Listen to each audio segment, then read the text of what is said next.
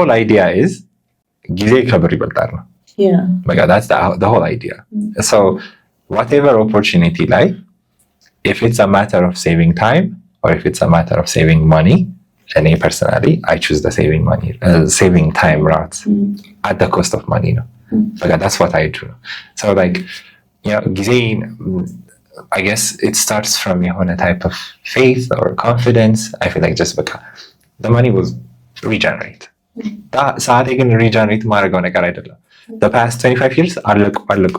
It's not like 25ን ብደግመው ደስ ይለኛል ምለው ነገር አይደለም። 100 ብርን ግን የምደግመው ነገር ነው። ሰው ተነስቶ በ50 ዓመቱ ሚሊዮነር ይሆናል። በ60 ዓመቱ ቢሊዮነር የሚሆኑ ሰዎች አሉ። You know, money can be regenerated.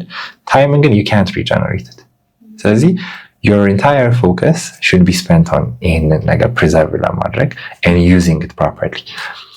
As a side effect of doing that ደግሞ money መምጣት ይጀምራል ነው። ምክንያቱም you're doing something valuable እዚህ ጋር you're doing something important, you're doing something ሌሎችን ከብርም በተጨማሪ በጣም ብዙ ነገሮችን ተጨማሪ ሊያደርግ የሚችሉ ነገሮችን እያደረግሽ ስለሆነ እዚህ ጋር it becomes a side effect of things ስለሚሆን ይሄኛውን ፕራዮሪታይዝ አደርጋለሁ ነው።